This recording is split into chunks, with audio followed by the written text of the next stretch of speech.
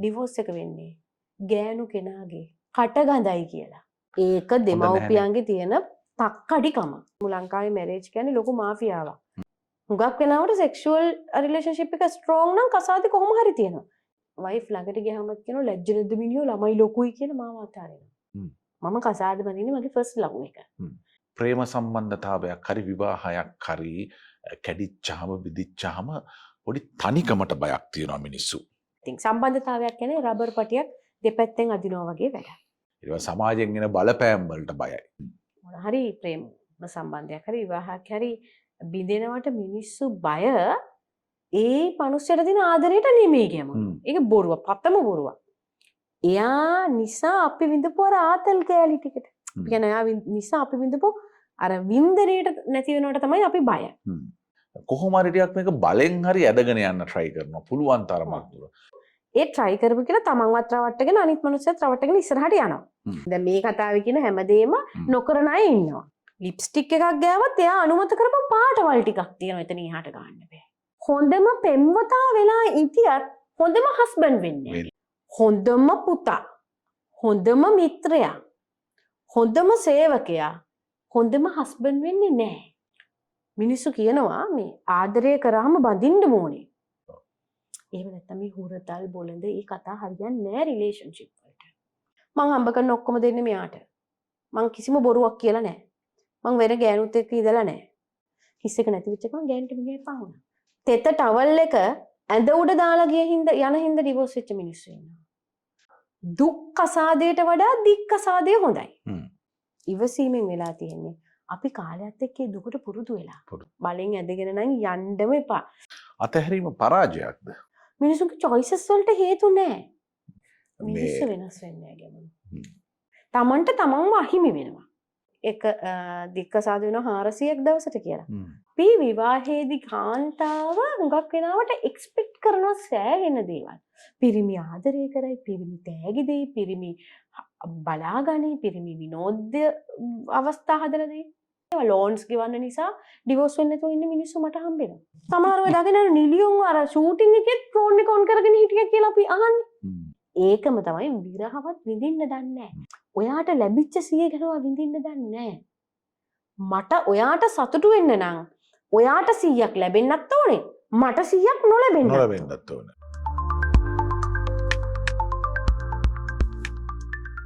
Safe zone අපේ අද episode එක සම්බන්ධතා ගැන මම හිතන්නේ අනිෂා ජයකොඩිත් එක්ක අපි කතා බහ කරන්නේ සම්බන්ධතාවයන් ගැන එහෙම නැත්නම් මේ සමාජ සම්බන්ධතා ගැන අනිෂා බොහෝ දේවල් ලියනවා කියනවා ඒ සම්බන්ධයෙන් විවිධ අදහස් දරනවා මේ අදහස් එක්ක සමපාත වෙන අයත් ඉන්නවා මේ අදහස් වලට ප්‍රතිවිරුද්ධ අදහස් මතවාද දරන අයත් ඉන්නවා කොහොමටත් අනිෂා මේ මෑතක ලියපු සටහනක් මම උපුටා ගන්නවා ඒ සටහනින් බොහොම පොඩි කෑල්ලක් එකක් තමයි අනිෂා ලියලා තිනවා සම්බන්ධතාවයකට තිත තැබිය යුතු තැන කොමාව දාන්න ගිහින් ජීවිතේම කාලකන්ණි කරගන්න පිරිස අද අපට සමාජයේ දකින්න පුළුවන් කියලා. ඉතින් ඒක බොහොම මේ වැදගත් කියලා මට විශේෂ විශ්වාසයක් තියෙනවා. විශේෂ විශ්වාසයක්. හේතුවම තමයි අනිෂා මේ සම්බන්ධතා කිව්වහම ප්‍රේම සම්බන්ධතා විතරක් නෙමෙයි. තරුණයෙක් අතර ඇති වෙන සම්බන්ධතාවයක් විතරක් නෙමෙයි. එතනින් එහාට මේ ස්වාමියා බිරිඳ අතර ඇති වෙන සම්බන්ධතාවයක් නෙමෙයි.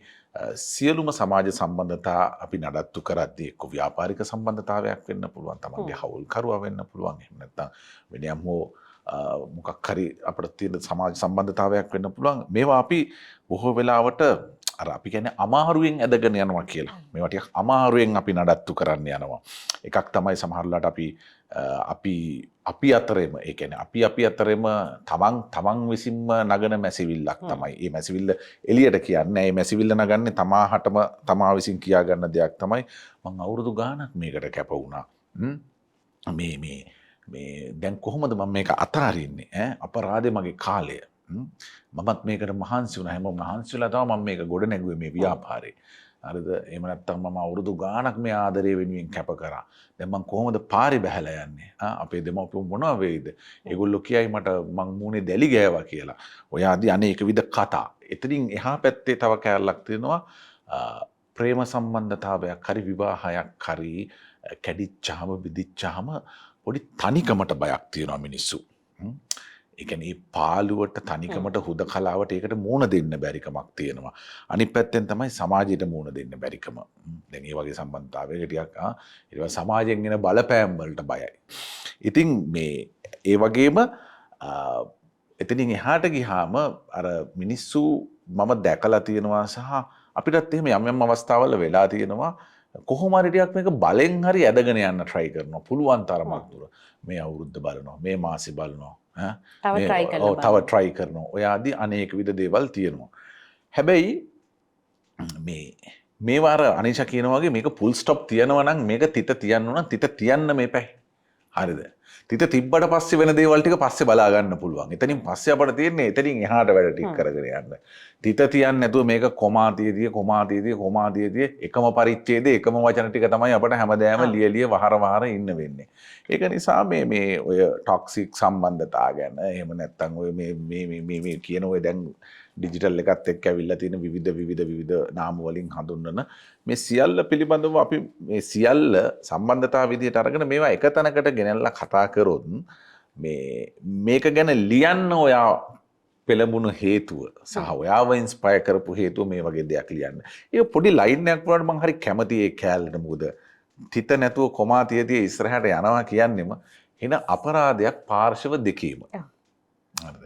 ඒක නිසා මේකට කොහොමද අපි එඩිතරව මුහුණ දෙන්නේ සහ නිර්භයව මුහුණ දෙන්නේ සහ ඩිසිෂන්ස් ගන්න ඕන තැන්වල තීරණ ගන්න ඕන තැන්වල අපි පසුබට නොවේ තීරණ ගන්න එකත් ඒ වගේම තමයි ගත්තායින් පසුව පසුතැවෙන්නේ නැතුව ඉන්න එකත්. ඕක කොහොමද අපි හදාගන්නේ? අර මුල කෑල්ලට යන්න. ඔව්. අපි හරිම බයයි මේ සම්බන්ධතා නැති වෙනවට නෙමෙයි අපි බය.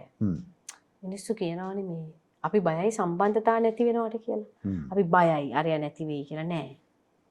ඕකේ හරි ලස්සන කතාවක් තියෙනවා මේ ඔය ප්‍රේම සම්බන්ධතා වැඩිපුර මේ රිලේෂන්ෂිප් වල අයිති ඔය කෑල්ලනේ. මොන හරි ප්‍රේම සම්බන්ධයක් හරි විවාහයක් හරි බිඳෙනවට මිනිස්සු බය ඒ මනුස්සයට දෙන ආදරයට නෙමෙයි කියමු. ඒක බොරුවක්, පතම බොරුවක්. එයා නිසා අපි විඳපු අර ආතල් කෑලි ටිකට. කියන්නේ එයා නිසා අපි විඳපු අර වින්දනයට නැති වෙනවට තමයි අපි බය. එතකොට දැන් ඔය හුඟක් අපේ ඔය මේ කවුන්සලින් එන අය ගොඩාක් අය ඔය බය කොච්චරක්ද කියන්නේ මේ අමුවේ මේක ගැලපෙන්නේ නැහැ. මේක හරියන්නේ නැහැ. මේ සම්බන්ධතාවයේ කවදා හරි කැඩෙනවා. ඒත් ඒක පිළිගන්න මිනිස්සු හරි බයයි. ඒතර මිනිස්සු කරන්නේ ලොකුම දේ තමයි කමන්නේ අපි පොඩ්ඩක් තව try කරමු කියලා. ඒ try කරමු කියලා තමන්වත් රවට්ටගෙන අනිත් මනුස්සයත් රවට්ටගෙන ඉස්සරහට යනවා.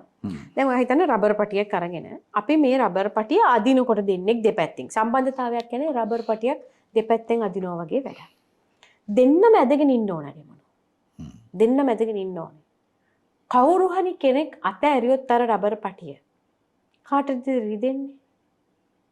අපි දෙන්නම රබර් පටියක් අල්ලගෙන ඉන්න මනුස්සය. ඔයා අතාරිනවා රබර් පටිය. කාටද රිදෙන්නේ? ඔයාට රිදෙන්නේ. අල්ලගෙන ඉන්න මනුස්සයට රිදෙනවා. ඒ කියන්නේ අල්ලගෙන තවදුරටත් අල්ලගෙන ඉන්න කෙනාට රිදෙනවා. අපි ඕකේ තවත් කෑල්ලක් තියෙනවා. සමහර මිනිස්සු අනිත් මනුස්සයව Tamanට අතෑරේ කියලා හරි තදින් අල්ලගෙන ඉන්නවා. ඕක තමයි සම්බන්ධතාවයක තියෙන කැතම අල්ලා ගැනීම. මම අතනදී ওই ටික ඔක්කොම මේ කැතම කියලා ටිකක් ඔයා එක්ස්ප්‍රෙෂන් එක පවා වෙනස් වුණා ඔයාගේ. ඒ කියන්නේ ඒක එච්චරට කැතයි මං හිතන්නේ. එච්චරටම කැතයි. ඒ කියන්නේ අර දැන් අපි පිරිමි ගමුකෝ. ඔක වැඩිපුරම වෙන්නේ පිරිමි ඇතේ. පිරිමියෙක් සම්බන්ධතාවයක් ඇතුලේ ගෑනුන්ට අධික නීති දානව නේද? සමහර පිරිමි. ඔව් අපි සමහර කියමුකෝ. මේක මෙහෙමයි. ඔය කියන ඕන දැන් මේ කතාවේ කියන හැමදේම නොකරන අය ඉන්නවා. නැත්තම් ඒක හරි. අර ඒක හැම වෙලෙම කියන්නේ නැතුව මං කියන මේ අදාළ කොටසක් තමයි කරන්නේ සමහර අය නොකරනවා. එහෙම නීති දාන අය හම්බෙලා නැද්ද? ඔය සමහර කියලා කියන්නේ ගැමුණු අපි හිතන පිරිමි නෙමෙයි අපි හිතනවා වෙන පොට්ට පර්සනැලිටි එකක් තිබ්බම මෙයා මාර ඕපන් මයින්ඩඩ් ඔයාගේ වයිෆ් සෝ ලකි මම අත්දැකීමෙන්ම කියන්නද ඔය මාර පර්සනැලිටිස් තියෙන පිරිමි ඉන්නව නේද ගෙවල් වල වයිෆ් ලව පුදුම විදිහට හිර කරලා තියෙනවා තනි ගුහාගත නරි ඒ හින්දා අපිට මිනිස්සෙගේ අවුට් පර්සනැලිටි එක බලලා ඒ පුද්ගලයා සම්බන්ධතාවය තුළ හැසිරෙන විදිහ කියන්න බෑ. අපේ ඉතින් ඔක ගොඩාක් වෙන වැරදිනවා. මම එක උදාහරණකින් කියන්න ඔය අතහැරීමටත් ඒක රිලේටඩ්. මගේ අයක මේකම කවුන්සලින් කේස් එකනේ මගේ යාළුවෙක් දවසක් මට කතා කරලා කියනවා මේ මගේ ඇත්තටම මගේ යාළුවා මේ පිරිමි ළමයා. එයාගේ ගර්ල්ෆ්‍රෙන්ඩ් මට කතා කරලා කියනවා මේ මං එයාව අතහැරියා කියලා කිව්වා.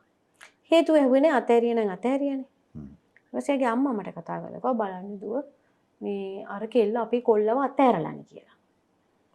ඊට පස්සේ අම්මා කියනවා මේ අපේ පුතාගේ මොන වැරද්දක්ද? මට හැම මාසෙම කරන්න ඕන හැමදේම කරනවා. මාව ආදරෙන් බලාගන්නවා. අක්කලා නංගිලට ඔක්කොටම උදව් කරනවා. ඌ මාර හොඳ එකෙක් නේ. ඇත්තටම මමනේ යාළුවා දැන් එයාගේ. ඇත්තටම යාළුවා අතර ඉන්න හොඳම එකෙක්. එහෙම පිරිමියෙක් අතාරින්නේ නැහැ නේද? මමත් කියනවා අම්මා කියපේක ඇත්ත බොරු නෙමෙයි. පට්ට යාළුවෙක්. ඇත්ත හොඳ පුතෙක්. ඒ වගේම ඔෆිස් එකෙත් මාර කැමති මේ මිනිස්සයාට. ඒ කියන්නේ සුපිරි මිනිස්සෙක් නේද?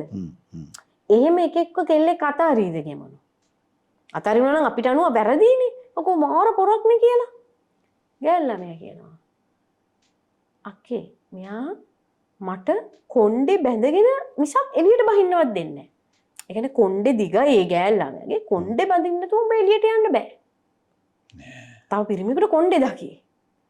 මේ හැම වෙලාවෙම ධනිෂ්යෙන් පහලට තමයි ළමයා ඇඳුමක් අඳින්න ඕන. ලිප්ස්ටික් එකක් ගෑවත් එයා අනුමත කරපු පාටවල් ටිකක් තියෙනවා එතන එහාට ගන්න බෑ. පිරිමියෙක් එක්ක නම් කතා කරන්නම බෑ. අර ළමයා හිටියේ හිර කිතරක.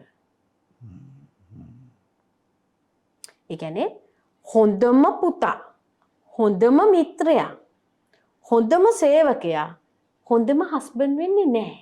හොඳම පෙම්වතා වෙන්නෙත් නැහැ. හොඳම එතනදී හොඳම පෙම්වතා වෙලා ඉතියත් හොඳම හස්බන්ඩ් වෙන්නේ නැහැ. හරියටම හරි. සමහර වෙලාවට අපි යාළුවලා ඉන්න කාලේ පට්ට සපෝටිව් වයිෆ් ගර්ල්ෆ්‍රෙන්ඩ්.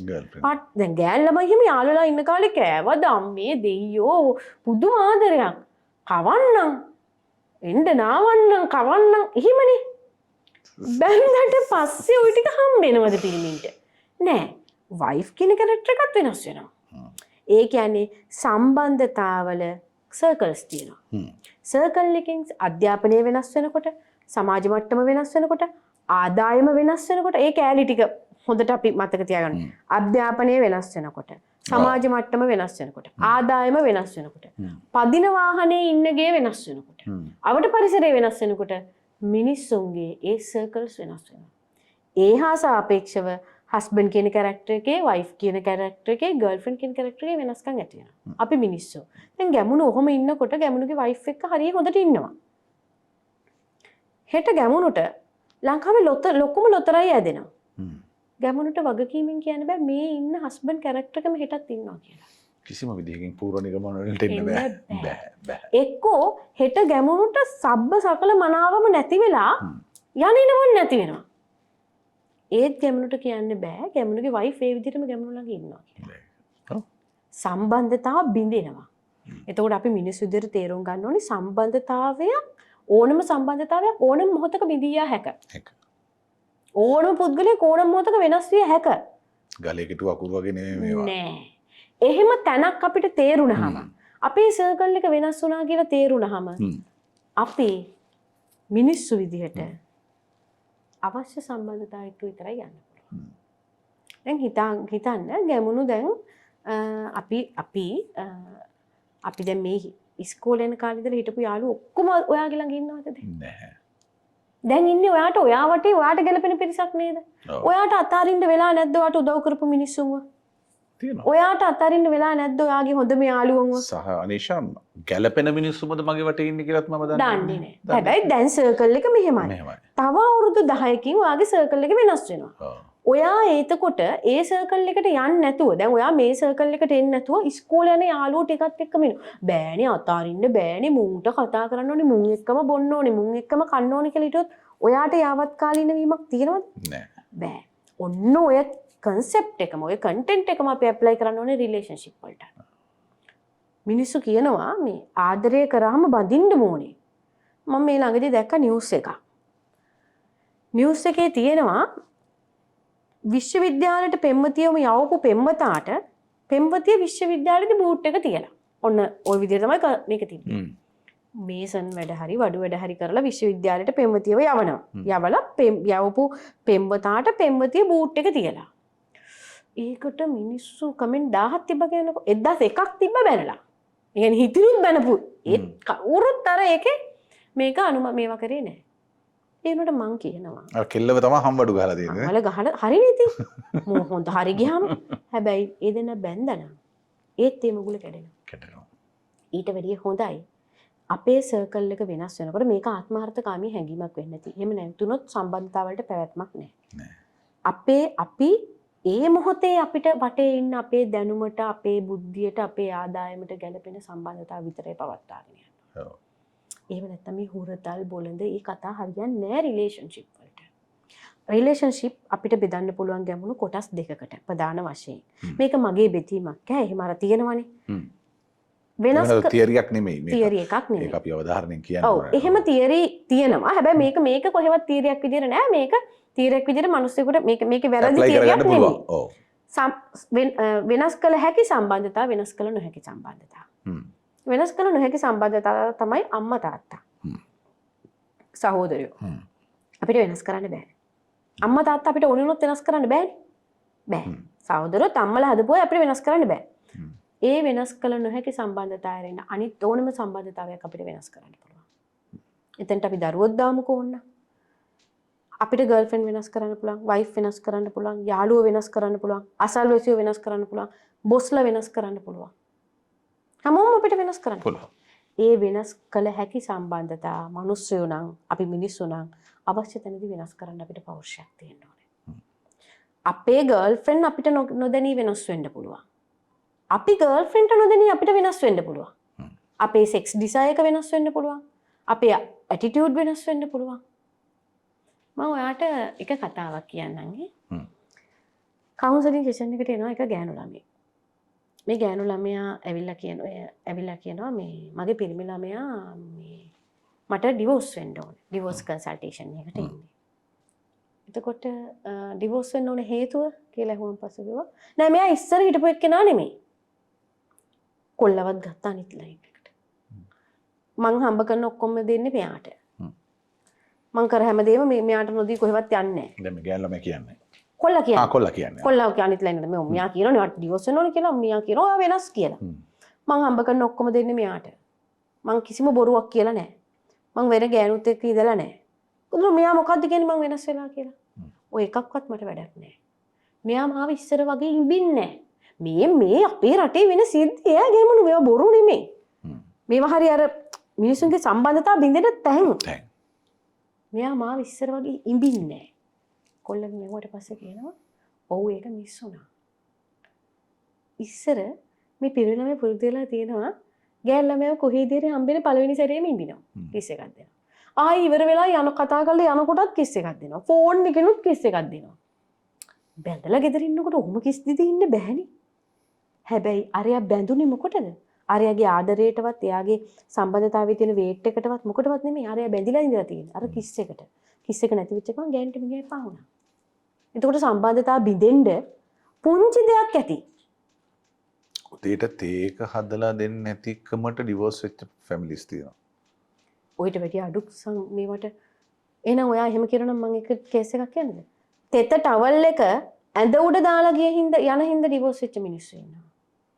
ඔය ඔක්කොටම වැඩි එකක් කියන්නද? ළඟදිම ඩිවෝස් කේස් එකක් දැන් ඔන්න ෆයිනල් ඇනවුන්ස්මන්ට් එක ලබන මාසේ දෙන කතාවක් කියන්නද? ඩිවෝස් එක වෙන්නේ ගෑනු කෙනාගේ කටගඳයි කියලා. පුංචි සිද්ධි විදිහට දැනුණට ඒවා සම්බන්ධතාවයක් බිඳින්න තරම් බලවත්. ඒ නිසා ටවල් එක ඇඳ උඩ දාලා අනේක දත් මදින් නැති එක පවා සම්බන්ධතාවයක් බිඳෙන්න තරම් හේතු. ඒක මහා මේ බිඳෙනවා කියන දේ අර අපි කතාවට කියන්නේ මේ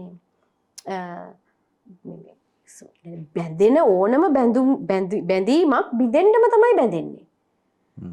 ඒ කියන්නේ අපි හිතනවා මේ මිනිස්සු මේ බැඳීමක් බිඳෙන්න මම කතාවට කියනවා දුක් කසාදයට වඩා දික් කසාදය හොඳයි.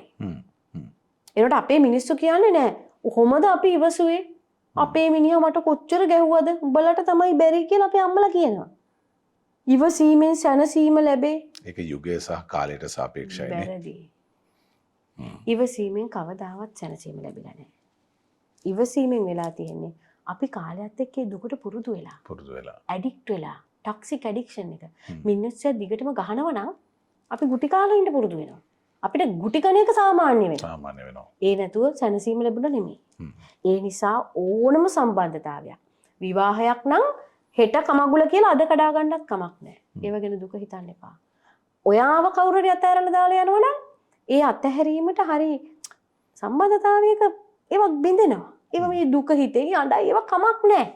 තවත් එහාට ගිහිල්ලා පටලිලා දික්කසාද වෙනවට මෙවනට ඔය අර කැඩෙන එකෙත් මාර එකක් තියෙනවා. අපි අතහැරලා දීලා ගොඩාක් දුර ගියාට පස්සේ අපිට තේරෙනවා දෙහිනේ ඒක අතහැරුණ එකම හොඳනේ කියලා.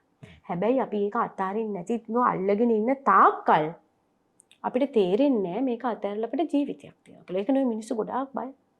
හරි බයයි අත් සම්බන්ධතාව අතාරින්න. විඳව අඬාඬ ඉන්නවා. අතහැරලා අමාරුවෙන් හරි නිදහස් වෙලා ගියාට පස්සේ අනේ දෙයියනේ මේ මොකද්ද මම මේ අල්ලන් හිටියේ කියලා තේරෙනවා. ඒ නිසා ඕනම සම්බන්ධතාවයක් ඕනම මොහොතක අතහැරෙන්න පුළුවන්. ඒ අතහැරීමට ඉඩ දෙන්න බය වෙන්න එපා. ඒ වගේම ගැමුණු අතහැරලා ටික කාලයක් ගියාට පස්සේ බලන්න.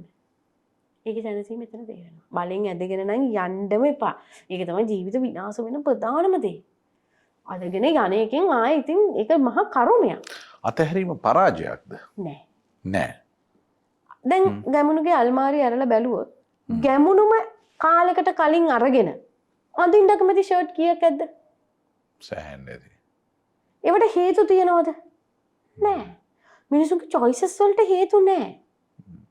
අපිට මිනිසුන්ව වෙනස් එපා වෙනවා. මම ඒක කියන්නේ අපි අධ්‍යාපනය නිසා වෙනස් වෙන්න පුළුවන්. මට හිමයි හම්බෙලා තියෙනවා. ඒ කියන්නේ යාළුවා ටිකක් වැඩිපුර ඉගෙන ගත්තාම යාළුවාට එක එක concept තියෙනවා, content තියෙනවා, choice එක වෙනස් වෙනවා ආස. මිනිසුන්ව වෙනස් වෙන්න පුළුවන්. ඒ කියන්නේ කවුරු හරි කෙනෙක් කියනවා මට සමහර වෙලාවට කට්ටිය කියනවා අපි අවුරුදු 15ක් හොඳට හිටියා. එයා වෙනස් වුණා.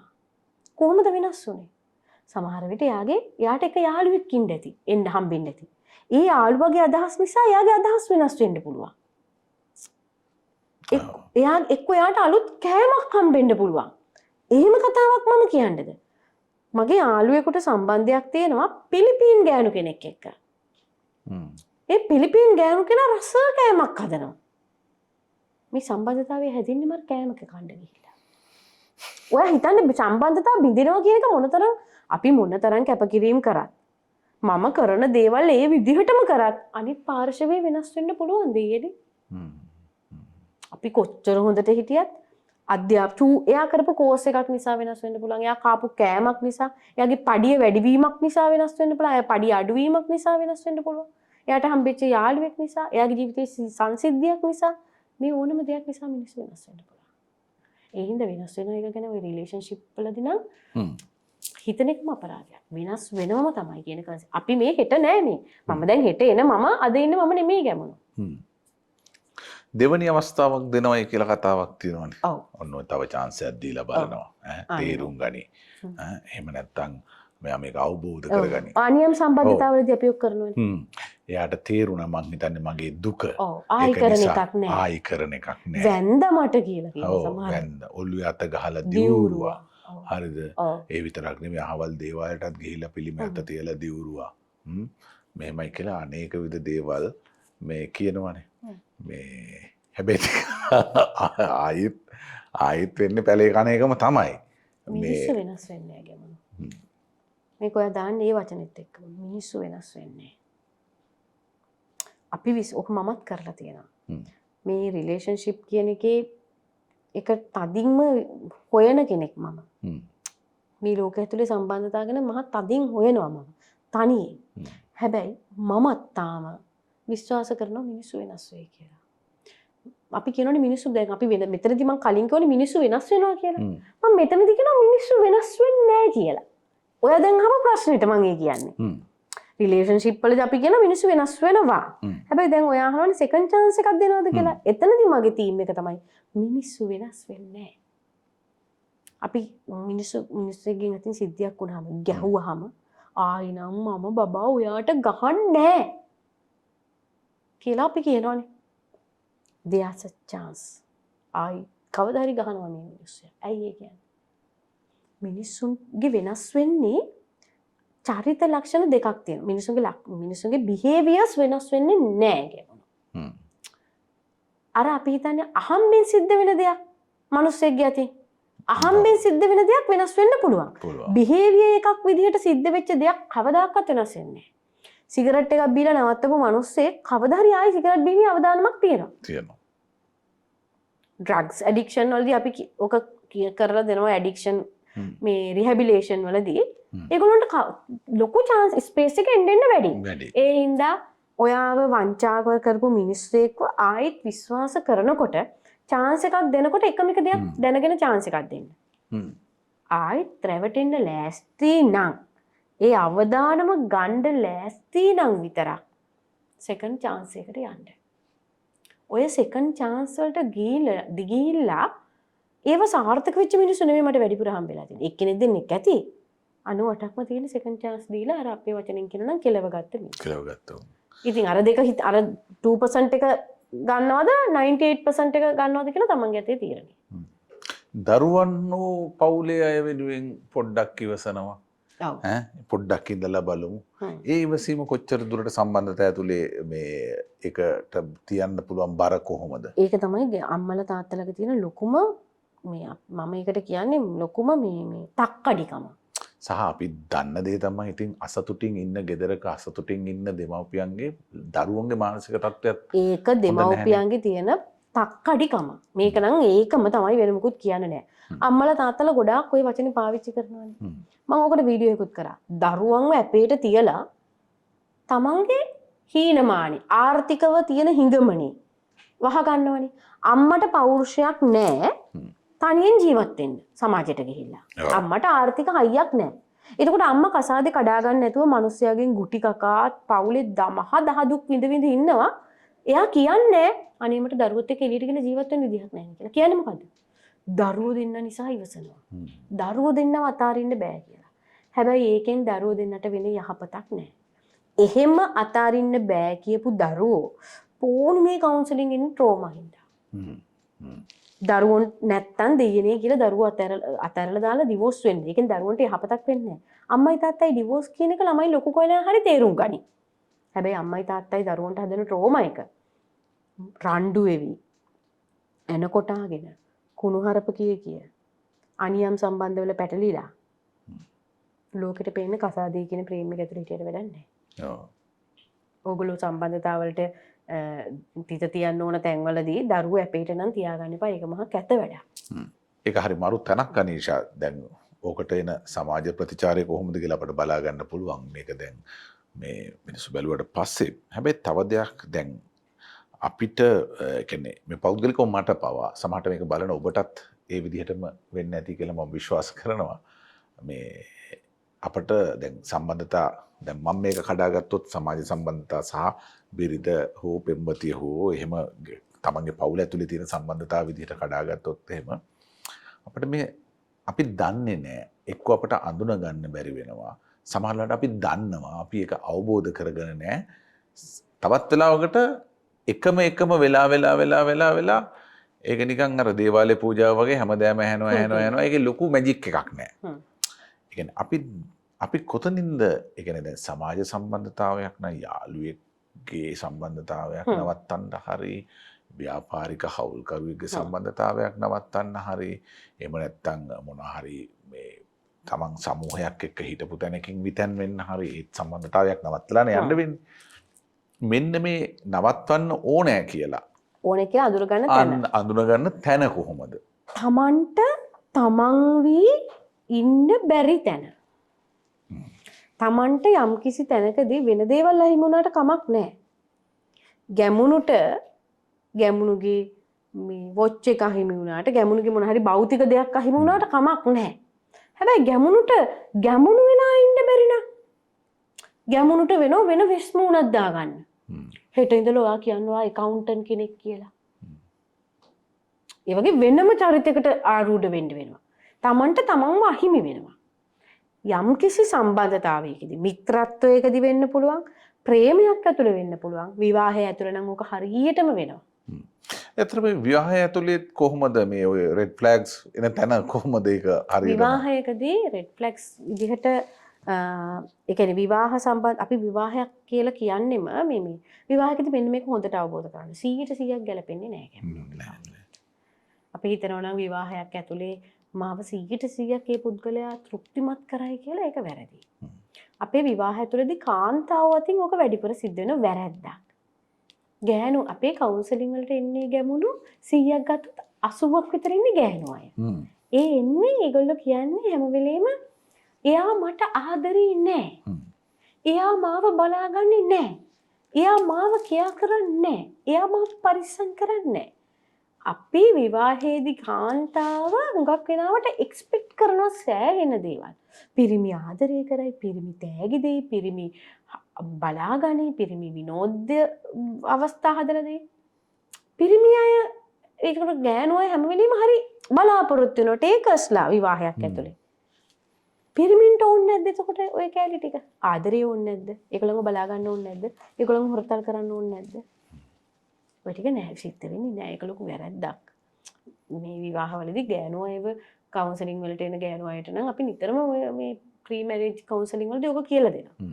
එතකොට ගෑනු අය හරියට බලාපොරොත්තු වෙනවා. ඕවා නැති වෙච්ච ගමන්ම ඒගොල්ලෝ එනවා ඒගොල්ලෝ ටක් ගාලා වැටෙනවා. ඒගොල්ලෝ හිතනවා නෑ මේක රෙඩ් ෆ්ලැග් එයා මෙහෙම එයා මට දැන් සලකන්නේ නෑ මේක රෙඩ් ෆ්ලැග් එකක් නෑ. ඒව රෙඩ් ෆ්ලැග්ස් නෙමෙයි. විවාහයක රෙඩ් ෆ්ලැග් එකක් කියලා කියන්නේ අපි හිතමු අපිට දැන් මැරේජ් එකකදී වෙනයි රිලේෂන්ෂිප් එකකදී වෙනයි. දෙක කාණ්ඩ දෙකක්. සමහර තැන් එකයි බහුකුලකයට අයිති වෙනවා. හැබැයි වෙන වෙනම දෙයක්. අපි ගමු විවාහයකදී කියලා වැඩිපුරම ප්‍රශ්නේ නැතනදීනේ. ලංකාවේ දන්නව නේද ගැමුණු එක දික්කසාද වෙනවා 400ක් දවසට කියලා. දික්කසාද 400ක් ලියාපදිංචි වෙනවා. ඒක වැඩිනේ. ලියාපදිංචි වෙනවා. මේ විවාහ වෙන ප්‍රතිශතයට වැඩිය සෑහෙන ප්‍රතිශතයකින් මේක කැඩීගෙන යනවා. එකක් තමයි වගකීමෙන් විවාහ වෙන්නේ. මොකද විවාහයකදී අපි එක වෙනම දවසක කතා කරමු. ලංකාවේ මැරේජ් කියන්නේ ලොකු මාෆියාවක්. වෙඩින් එක දවස වෙනකන් අවුරුදු 5ක් විතර තිස්සේ ප්ලෑන් කරනවා වෙඩින් එක ගන්න විදිහ. යාළුවෝ වෙච්ච දවසේ ඉඳලා වෙඩින් එක ගන්න. ඒ දවස තමයි ප්ලෑන් කරන්නේ. එදාන් පස්සේ කොහොමද කියලා මම ප්ලෑන් කරන්නේ. ජීවත් වෙන විදිය ගැන කිසිම අදහසක් නැහැ. වෙඩින් එක අපි මෙහෙම ගන්නවා මෙහෙම අවුරුදු 5ක් විතර ප්ලෑන් කරනවා. ඊට පස්සේ කතාව ඉවරයි. ඒ ප්ලෑන් ඒ ප්‍රශ්න තියෙනවා විවාහය කියන එකේ ලොකු දෙයක්. එතකොට විවාහයක රෙඩ් ෆ්ලැග් එකක් කියලා කියන්නේ පළවෙනිම රෙඩ් ෆ්ලැග් එක තමයි මැරේජ් එකක එන්න පුළුවන්. දෙන්න අතර තියෙන ෆිසිකල් රිලේෂන්ෂිප් එක කැඩෙනවා. කවුරු හරි කෙනෙක් හස්බන්ඩ් හරි වයිෆ් හරි සම්බන්ධතාවයේ රිස්ක් ඒරියා එකක ඉන්නවා කියලා අපිට අඳුර ගන්න පුළුවන් ප්‍රධානම දේ තමයි ෆිසිකල් රිලේෂන්ෂිප් එක නවතිනවා හෝ අඩාල වෙනවා කියලා අපි කියනවා. ඒ කියන්නේ ගැඹුරට තේරුණා නේද? මට තේරෙනවා. ඒ තිබ්බ ඉන්ට්‍රස්ට් එක ලොස් වෙනවා. උවමනාව නැති වෙනවා. මග ඇරලා දානවා.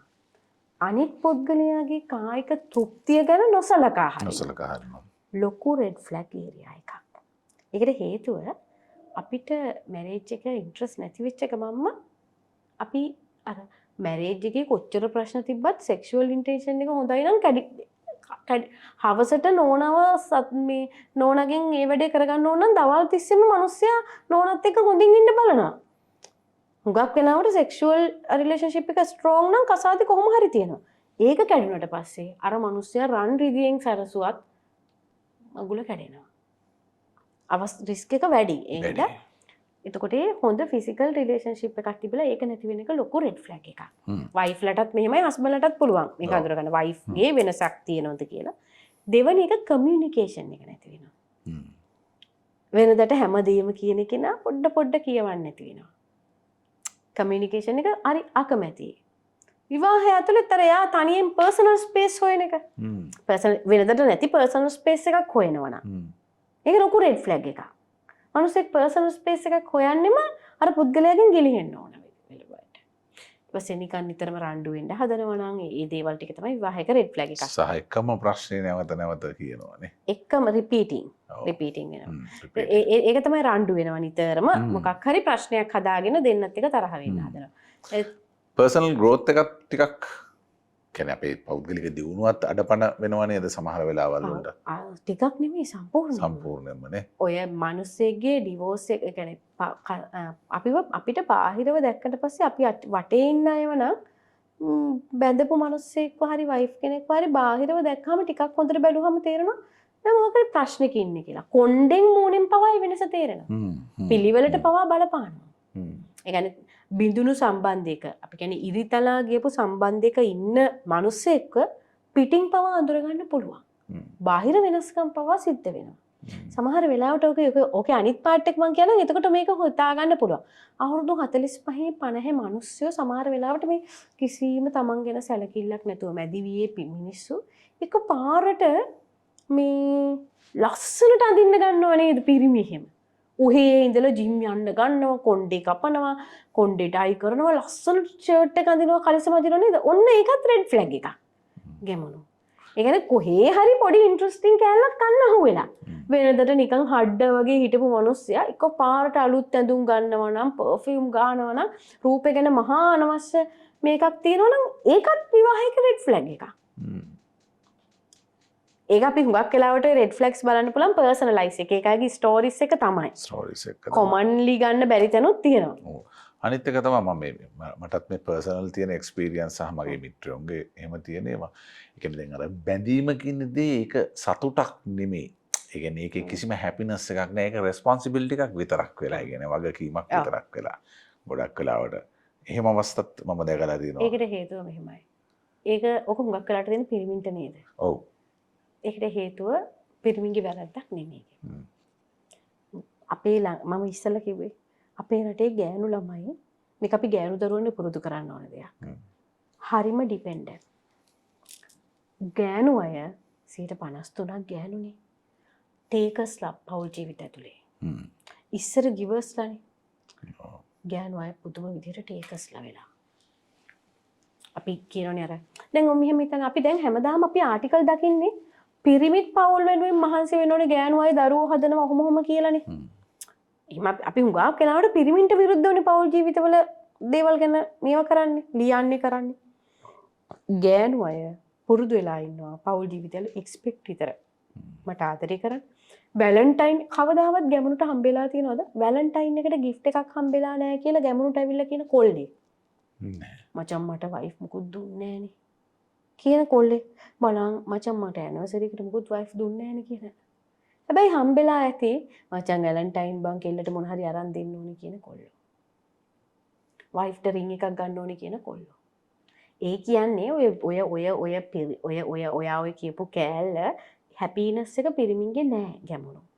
ඒක වෙනම ලොකු පරිච්ඡේද ලොකු පැසේජ් එකක් වෙලා තියෙනවා. විවාහ ජීවිතය ඇතුලේ පිරිමි හරිම අතෘප්තිය කියන කැලේ ඉන්නවා. ඒකට හේතුව තමයි ගෑනු අය විවාහ ජීවිතය ඇතුලේ ගොඩාක් එක්ස්පෙක්ට් කරනවා දේවල්. ආදරය, දයාව, කරුණාව, හුරතලේ දෙන්නේ නෑ පිරිමින්ට ඔය කැලේ. ටික කාලයක් ඉන්නවක අල්ලගෙන ඔය ඉවසගෙන ඉන්නවා මම පිරිමියෙක් නේ කියලා ඉන්නවා. හැබැයි කාලයක් යනකොට මහන්සි අපි කියන්නේ හති ඉනෆ්. ආදරේ නෑ මෙයාට පඩියක් දෙන්න ඕනේ ඇඳුම් ටිකක් අරන් දෙන්න ඕනේ කිසිම දෙයක් Tamanට ලැබෙන්නේ නෑ. කොච්චර කරත් හොඳකුත් නෑ. එන්නේ එතකොට අර හැපිනස් කෑල්ල ගිහිල්ලා ඩියුටිස් විතරක් ඉතුරු වෙනවා. වයිෆ්ට මේක අරන් දෙනවා. වයිෆ්ට මේ ළමයින්ට මේ ටික කරනවා. Taman ගැන ඇප්‍රීසියේෂන් එකක් නෑ. එතකොට ඉතින් ඩියුටිස් අර යුතුයකම් වගකීම් වලට සීමා වෙච්ච පෞල් ජීවිතේ තියෙන දැන් ඔක්කොම තියෙන්නේ ඒවා ලෝන්ස් ගෙවන්න නිසා ඩිවෝර්ස් වෙන්න නැතුව ඉන්න මිනිස්සු මට හම්බෙනවා. ගෙදර ලෝන් එක දාලා තියෙන දෙන්න එකතු වෙලා. ඒ හින්දා ඩිවෝර්ස් වෙන්න බෑ. එහෙමයි ඉන්නවා. අනිත් එක තමයි දැන් ඔය දැන් නව යෞවනයේ පහු කරගෙන ඉන්න අවධිය ගත්තොත් නිකන් අවුරුදු 38 39 40 වගේ කාලේ ඉන්න මේ සමහර කාන්තාවෝ සමහර ගැහැණු අය කියන්නේ අතිශය ආගබානුකරණය වෙනවා. උදේට පහන තියෙනවනේ මේකට දානේ හදනවා ගිලම්පස වෙනම හදනවා හඳුන් කෝරු ගහනවා බුදුන් වදිනවා පන්සලත් එක්ක ළඟ සම්බන්ධයි මනුස්සයට වඩා පන්සල සමීපයි. හරිද? දැන් අපි යන තැනකට වැඩක් කරගන්න ඕනේ. යන තැනකට වැඩක් කරගන්න කලින් ඉන්න තැන හරියට ඉන්න බෑ. ඉන්න තැන සන්තෝෂයක් කාමරේ නිදියන්නේ. ඔව්. ඒ කියන්නේ දැන් ඒක කමක් නෑ ඒක කර ලෙවල් එකට ඇවිල්ලා එතනින් එහාට තමන්ට සෙක්ෂුවල් ෆීලිංස් එන්නේ නැති කාලෙක නම් ඒක ඕකේ කියලා අපිට හිත හදාගමුකෝ අපි. හැබැයි එහෙමත් නැතුව ආදරෙන් ඉන්න වයසක මිනිස්සුත් අපි ඕන තරම් දැකලා තියෙනවා. ඉතින් මේගොල්ලන් එහෙම අර යොමුවීම සහ අර ෆැමිලි ගැදරින් කියන එක පැත්තකට විසිවීම මේ මම පෞද්ගලිකවත් මම යම් කාරණා සමහර දේවල් ගැන මේ නිකන් මට අවබෝධයක් තියෙන නිසා මම අහන්නේ. කියන්නේ එහෙම ඇයි එහෙම වෙන්නේ ගොඩක් එහෙම කාන්තා පාර්ශවයට? ඒක වෙන්නේ මේ කිසිම අඩුපාඩුවක් තිබිලා අගහිකකමක් තිබිලා නෙමෙයි නෑ. මගේ ගෙලාන් කියන පොතේ මම ওই වගේ සත්‍ය කතාවක් ලියනවා. ඒ කෑල්ල කියලා ඉන්න. තමන්ගේ වයිෆ් කෙනෙක් කෙනා මගේ හස්බන්ඩ් ස්පායකට ගියා කියලා අහුවෙලා. ඇත්තටම ස්පායකට ගිහිල්ලා. මේ මිනිහා මේ සතා වගේ මේ මගේ ළමයි දුක් දෙන්නෙක් ඉන්නවා ස්පායකට ගිහිල්ලා මේ මිනිහා විලි ලැජ්ජ නැහෙනි කියලා එනවා. මිනිස්සෙකුනුත් මම අහනවා. ඔව් ගියා ස්පායකට ගියා. මම අවුරුදු 50ක මිනිස්සෙක්. මටත් අවශ්‍යතාව තියෙනවා. වයිෆ් ළඟට ගියාමත් කියනවා ලැජ්ජ නැද්ද මිනිහෝ ළමයි ලොකුයි කියලා මාව අතාරිනවා. මං උත්සාහ කරා රණ්ඩු වෙලා මේක හදාගන්න. හැමදේම කළා උත්සාහ කරා. අන්තිමට ළමයි ඉන්නවා. ලැජ්ජයි. අන්තිමට මම මොකද්ද තෝරගත්තේ? ස්පායකට යන්නේ. ඒ මිනිස්සේ වැරදිද එතකොට? නෑ. ගෑනු කෙනාගේ අතේ තමයි, ඒ කියන්නේ තමන්ගෙන් වෙන්න ඕන යුතුයකම් වගකීම් ටික ඉෂ්ට කරන්නේ නැතුව පෞල් ජීවිතේ බිඳුනට පස්සේ ඒව ගැන කතා කරන්න බඩක් නැහැ. ඕකට ගෑනු අය පෙළඹෙන්න එක හේතුවක් තමයි ඒ හේතු ටිකට නම් පිරිමි අයත් වග කියන්න ඕන. එකක් තමයි හරිම තෙහෙට්ටුයි මේ ලයිෆ් එක. අපේ රටවල මිනිස්සු කනවා කියලා කන්නේ නැහැ. හරි අමාරුයිනේ ගැමුණු මේ ජීවිතේ. ලොකුවට අපි හරියට මේ අපි ස්ට්‍රගලින් කරනවා සල්ලිත් එක්ක සමාජ ප්‍රශ්න එක්ක ඔක්කොමත් එක්ක ස්ට්‍රගල් කරනවා.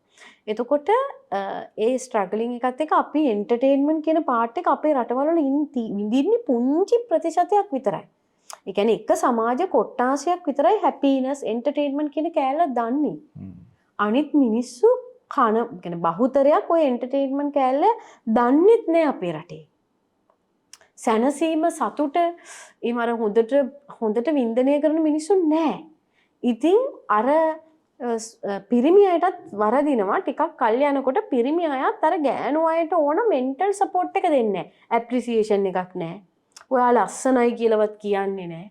අර අම්මා කියන රාමුවට කොටු කරනවා ගෑනු ටිකව. ඒක පිරිමි අයගෙත් අතින් වෙනවා. අම්මා කෑල්ලට කොටු කරනවා. එතකොට මේ කොටු කිරීම තුළ අර කාන්තාව ඇතුලේ ඉන්න අර ලදරුවා තරුණිය පෙම්වතිය කියන කෑල්ල හිමින් මැරෙනවා. ඒ කෑල්ලයි පණ ඇද රන් වෙවි තියෙන්නේ. එන්න එතකොට එක්ක වටින් පිටින් කවුරු හරි වතුර දාලා ඒ කෑල්ල පුබුදලා අරගෙන නියම් සම්බන්ධතාවලට යනවා. එහෙම නැත්නම් ඒ කෑල්ල මෙල වේගෙන යනකොට ආයෙත් අර සැනසීම හොයනවා මේ ආත්මේ සැනසීමක් නෑ ලබන ආත්මේ හරි තියෙයි කියලා අර ආගම් වලට ඇඩික්ට් වෙන එක වෙනවා. ආගම් එක්ක ජීවත් වෙන එක මිනිස්සු හොඳ දෙයක්. නමුත් ඔය ඇඩික්ෂන් එක වෙනවා. එතකොට ආයිත් වටේකින් අර පවුල බින්දිලා පවුල් වල තියෙන පවුල් සංස්කෘතියේ තියෙන අර හයිය කෑලි ටික නැති වෙලා යනවා. අනිත් එක මේ දැන් අපි සම්බන්ධතා මේ ගැන මෙහෙම කතා කරද්දී අපට පුරුදු නැති දෙයක් තමයි හැබැයි මේ ජෙනරේෂන් එකේ නම් සෑහෙන්න අඩුයි ඒක. ඒ නමුත් ඒවත් තියෙනවා. ඉතින් මේක ලංකාවනේ.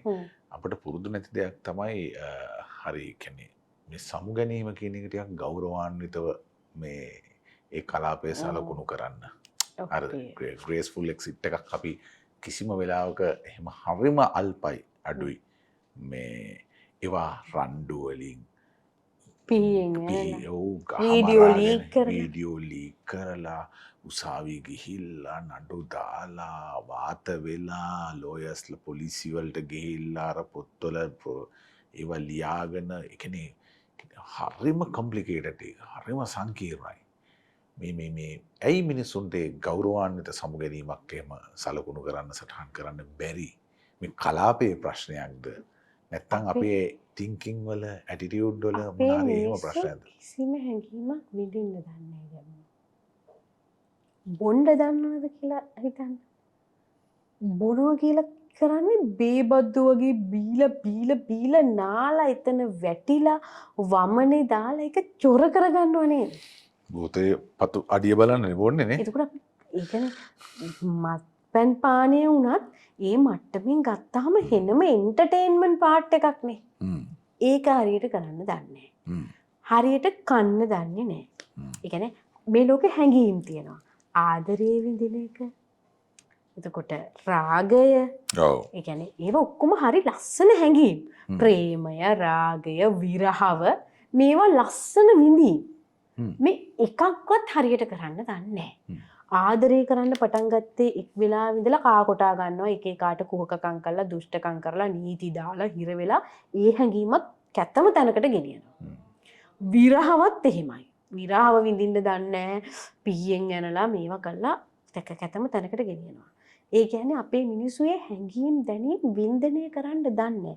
විවාහ ජීවිතේ විඳින්න දන්නේ. ඔයා ඉස්සෙල්ලා මගෙන් අහපු එක. කිසිම හැඟීමක් විඳින්න දන්නේ නැති જાතියක් අපි. පව්. අපි ඇත්තටම පව් කියන්නේ අපිට නිවාඩු දවසකට ගෙදර වල්වල සතුටෙන් තියෙන නිකම් පුංචි දෙයක් එක්ක හරි කාලා සතුටෙන් ඉන්න පවුල් කොච්චර අඩුයිද? මේ විඳීම කියන දෙයට මහා දේවල් ඕනේ මේ මොමන්ට්ස් එන්ජොයි කරන්න. රත්තරන් පිඟානක කෑවත් ප්ලාස්ටික් පිඟානක කෑවත් හැඟීම එකයි. හැඟීම එකයි. එතකොට මේ ඒ කිසිම හැඟී ඔය ඕකත් ඔය අපේ අධ්‍යාපන ක්‍රමයට එකතු වෙන්න ඕන. හැඟීම් විඳින්න දන්නේ අපි. හරි යාළුකමක් විඳින්න දන්නේ. අම්මලා පොඩි කාලේ පුංචි යාළුවෝ ටිකක් එකතු වුණාම දරුවෝ ටිකක් අරූට වැඩිය ගනින්, මූට වැඩිය ගනින්. අර යාළුකම කියන එක ස්පොයිල් කරලා දානවා. ඒ යාළුකම හැඟීම විඳින්න දන්නේ. දැන් අපිත් දැන් යාළුවෝ හිටියාම සමහර 10 දෙනෙක් ගත්තාම 8ක්ම ඉන්නේ එකෙකුට එකෙක් අර නැති තැන කපලා දාන જાති. මිත්‍රත්වයේ හැඟීම විඳින්න දන්නේ. ආදරය කරන කාලෙත් පුදුම හිර කරගෙන අනිත් එකාව හිර කරගෙන ඒකට නීති දාගෙන දස වද දෙනෙක්නේ ආදරය කරන එක. ෆෝන් එක ඔන් කරගෙන යන්න. ෆෝන් එක තමස කොහෙද යනවා නම් ෆෝන් එක ඔන් කරගෙන යනවා. වීඩියෝ කෝල් දැන්. Video call. සමහර වෙලාවක නේද නිලියොන් අර ෂූටින් එකෙත් ෆෝන් එක ඔන් කරගෙන හිටියා කියලා අපි අහන්නේ. ඒ කියන්නේ ඒක පුදුම හිරවීමක්. ආදරය කරනවා කියලා කියන්නේ දණ්ඩ නීති සංග්‍රහයක්. ඊම ආදරය කරන්නේ ඒ ආදරය කරලා නැහැ. ඒක දන්නේත් නැහැ. සමම කියන්නේ එච්චර එහෙම ඇයි අමාරුවෙන් නේද? ඉතින් ඒ හැඟීම විඳින්න දන්නේ නැහැ. ඒක ඕඩ් නෑ මම ඒ කියන්නේ ඒක දෙපැත්තටම අපහසුයි. නෑ නේද කියන්නේ එහෙම මම දකිනවා සමහර වෙලාවට ෆෝන් ඔෆිස් එකෙත් ඔන් කරගෙන තියන්නේ. වොෂ්රූම් එකට ගියත් අපි දකින්නේ අර වීඩියෝ හදන්නේ නිදි අර ලයි රටවල් දෙකේ දෙන්න නිදි. ඒකත් පුදුම ප්‍රේමයක් ඒක. ආදරේ විඳින්න දන්නේ නැහැ. ඉතින් රාගේ විඳින්න දන්නේ නැහැ. අපි ඒකනේ උදේ කතා කරේ. රාගය කියන සංකල්පය පුදුම සුන්දර සංකල්පයක්. සෝබාදහම අපිට නොමිලේ විඳින්න දීලා තියෙන හරිම ලස්සන කොටසක්. විඳින්න දන්නේ නැහැ. විරහව විඳින්න දන්නේ නැහැ. ඉස්සර මේ ඔය මේ කපුගේලගේ සින්දු වල තියෙන විරහව බලන්න. ඒ කියන්නේ අර මේ දුක හාදු දෙන රැයි. ඒ වගේ අර දුක ඒ සින්දුවේ තියෙන විරහව බලන්න මේ මිනිස්සු විරහව මොන තරම් රහට විඳලාද මම මේ අන්තිම මේ ඊයේ දෙපරේද වික්ටර් රත්නායකයන්ගේ සින්දුවක් අහනවා මේ එපා හිරු පායන්න ඔය අහලා තියෙනවද අදින් පසු මගේ ලොවට අදයි අවසන් දවස ඔබ ඇගෙන් මගෙන් නෑ සමුගන්න තව සින්දුවක් තියෙනවා මේ මට සුනිල් එදිරිසිංහගේ එක මේ සංතාපමාවතේ සංවේදනා මැදුරේ සංවේගයෙන් දන්වා හිඳින් වෙන්වීම මායකෙන් අපි දන්වලා ඉන්නේ මොකද්ද වෙඩින් එකක් අපි දන්වන්නේ කාට හරි දන්වනවා කියන්නේ නේ ගෞරවණීයනේ කෝල් එකක් දීලා කියනවා වගේ ඉන්නේ වචනයද දන්වනවා කියන්නේ වෙඩින් එකක් ඉන්වයිට් එක දන්වනවා අපි සංවේගයෙන් දන්වා හිඳින් වෙන්වීම මායකෙන් කොච්චර සුන්දරයිද ඒ කියන්නේ මම විරහව විඳලා නැහැ ගැමුණු මම කසාද බඳින්නේ මගේ ෆස්ට් ලව් එක ඉතින් මම අදටත් මගේ හස්බන්ඩ්ට කියනවා ආපස්සට ගිහිල්ලා කොල්ලෙක් එක්ක මාස 6ක් විතර මට යාළු වෙලා ඉඳලා එන්න හිතිලා තියෙනවා එනේ විරහව කියන්නේ පුදුම සුන්දර හැඟීමක් ඒක අපි අර සංවේගයෙන් දන්වා හිඳින් කියන ඒ හැඟීම විඳින්නත් පුළුවන්. එහෙම නැත්නම් අර මේ එයාගේ කොහේ හරි ශරීර අවයවයක් වීඩියෝ කරලා දාපු එකක් දහලා මේක අනිත් උන්ටත් බලන්න දාලා එහෙම විඳින්නත් පුළුවන්. කෝකද ඔකින් සුන්දර? කලින් එක. කොච්චර සුන්දරද? ආය කියන්නේ ඒ හැඟීම මාර රහයි. ඒ රහ විඳින්න අපි පුරුදු කරලා නැහැ. අපේ අධ්‍යාපන ක්‍රමයට එන්න ඕනේ ඔක පින්ලන්තේ එහෙම ඔය හැඟීම් විඳින්න පුරුදු කරනවා. හැඟීම් අපි තියරි එක්ක යන ක්‍රමයේ වෙනස් කළ මිනිස්සුන්ට බත් කන හැඟීම. තේ එකක් නිදහසේ බොන්න අපේ මිනිස්සු දන්නේ නැහැ. අපේ පිරිහීම පටන් ගන්න ඔන්න ඔතනදී. නෑ අපි මේ කියන්නේ මේ මොහොතේ ජීවත් වෙන්නේ නැති ප්‍රශ්නේ තියෙනවා නේද? ඒකයි වින්දනය දන්නේ. වින්දනය දන්නේම නැහැ. කන්න දන්නේ, අදින්න දන්නේ, මේ මොහොත වින්දනය කරන්න දන්නේ. ඒකම තමයි විරහවත් විඳින්න දන්නේ. විරහව කියන්නේ අර අපි හැමදේම විඳින්නේ පුදුම කුහකකමකින්. ඔයාට ලැබුණට දැන් ඔයාටයි මටයි ඔයාට රුපියල් 100ක් ලැබිලා මටත් රුපියල් 100ක් ලැබුණා. ඔයාට ලැබිච්ච රුපියල් 100 ගැන සතුටු වෙන්නේ නැහැ. මේ කියන්නේ අපේ ඇටිටියුඩ් එක. අම්මට උඩ උටත් 100ක් හම්බුණා. උට 100ක් දෙන්න ඕනේ නෑනේ මේ. දැන් ඔයා හිතනවා අනීෂට 100ක් දෙන්න ඕනේ නෑ. මේ රටෙත් නෑනේ. මට ඔය 100ම දුන්නා නම් මොකද? ඔයාට ලැබිච්ච 100 ගැන ඔයා විඳින්න දන්නේ නෑ.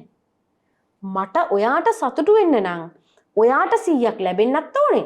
මට 100ක් නොලැබෙන්නත් ඕනේ. ඒකට තමයි ඔයාට සතුටු. නැත්නම් ඔයාට සතුටු වෙන්න දන්නේ. ඒ කියන්නේ අපිට හම්බෙන්න බෑ. අපිට දැන් අපිට කාර් එකක් තියෙනවා නම් වැඩක් නෑ. අල්ලපු ගෙදර කාට නැති වෙන්නත් වෙනවා. ඌටත් කාර් එකක් තිබිලා මටත් කාර් එකක් තිබ්බට මට මේකේ ආතල් එකක් නෑ. අපි විඳින්න දන්නේ. ඔව්. තොට නැත්තම් මට නැත්තම් තොටත් එපා කියලා. නෑ මටයි තොටයි දෙන්නටම ඒ කියන්නේ මට ලැබෙන්න ඕනේ ඔයාට නොලැබෙන්නත් ඕනේ. තමන්ගේ ළමයා 100ක් අරගෙන අනිත් එක 98ක් ගත්තා නම් ඌට ඒත් ගහනවා. උඹ 100ක් ගත්තට නෙන්නේ අරුත් 98ක් කරන්නේ. හැංගීම් විඳින්න දන්නේ නැතිකම. ඒක තමයි ඔය විරහව කැත තැනකට ගෙනිහිල්ලා. ඔය අර පලි ගන්න චේතනාවෙන් ඔය විඳින්නේ. ඒ මිනිස්සුන්ට පුරුදු වෙලා නැතිකම. හැබැයි තාමත් ඉන්නවා විරහව කියන දේ ගෞරවණීය විදියට විඳින මිනිස්සු. ඒ මිනිස්සු කවදාම මේ මූමන්ට් එක එන්ජොයි කරනවා. තීරණාත්මක මොහොත දැන් ඇති කියලා හිතන මොහොත හඳුනා ගන්න එක සම්බන්ධතාවය ඇතුලේ මම හිතන්නේ ඒක අනිවාර්යයක්. ඒ වගේම තමයි ඒ හඳුනාගත්ත මොහොත කොහොමද හරියටම කළමනාකරණය කරගෙන මේ මොහොතේ නික්මෙන්නේ කියන එකත් අනිවාර්යයෙන්ම දැනගත යුතු දෙයක් සහ ඒ නික්මීමටත් වටිනාකමක් තිබිය යුතුයි. සම්බන්ධතාවය පවත්වාගෙන ගිය කාලේ සම්බන්ධතාවය ඇතුලේ වටිනාකමක් නොතිබ්බට අර සමුගැනීමේ මොහොතට වටිනාකමක් දුන්නා නම් මම හිතනවා ගොඩක් වටිනවයි කියලා. තව චුට්ටක් කියන්න අපි ආදරය කරන කාලේ පේසස් 3ක් තියෙනවා. පළවෙනි එක තමයි අපි පට්ට ලව් කරන කාලේ. ඒ කාලේ අපිට වැරදි පේන්නේ නැහැ. ඒ කාලේ අරයාගේ ගඳක් සුවඳක් දැනෙන්නේ නැහැ පට්ට ලව්. දෙවෙනි පේස් එක තමයි අපි කෙනෙක්ව අඳුර ගන්න කාලේ. අඩුපාඩු අඳුර ගන්න. ඔය පේස් එකේදී තමයි සම්බන්ධතාව 85% විතර බිඳෙන්නේ. ඊළඟ පේස් එක තමයි ওই පේස් එකේදී බිඳිලා අවබෝධයෙන් ඊළඟ පේස් එකට යන එක තර්ඩ් පේස් එක. ඒක තමයි අර රියැලිටි එක තියෙන එක තමයි අර අවබෝධයෙන් අපි ජීවත් වෙන පේස් එක. අර පළවෙනි පේස් එකෙන් දෙවෙනි පේස් එකට අපිට එන්න බැරි නම් එකිනෙක අර ලස්සනම සුන්දරම ආදර කාලය පොඩ්ඩක් එහාට මෙහාට ගිහිල්ලා එකිනෙක අඳුනා ගැනීම අර දරා ගැනීම මෙයාගේ අඩුපාඩු ටික දරා ගැනීම මුල් කාලේ අපි ඇක්ටිං යන්නේ ගන්න කර අපි හොඳම ෂර්ට් එක ඇඳගෙන ගිහිල්ලා අපි එහෙමනේ යන්නේ.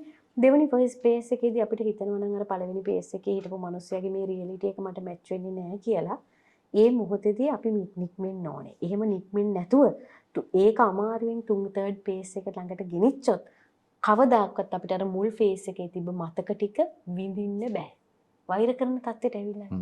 ඒ නිසා අර වෛර කරන තත්ත්වයට යන්නේ නැතුව අර ෆේස් එක ගානට කඩාගෙන යන්න ඕන. එකම දේ ඕනම වේදනාවක් తాවකාලිකයි. අපි හිතනවා මෙයා නැතුව මම මැරෙයි කියලා. මැරෙන්නේ නැහැ. ඕනම වේදනාවක් తాවකාලිකයි. ඒක අපිට තේරෙන්නේ වේදනාව පහු කරලා පොඩ්ඩක් දුර ගියාට පස්සේ. ඒක අල්ලලා යන්න ඕනේ. ස්තුතියි අනිෂා.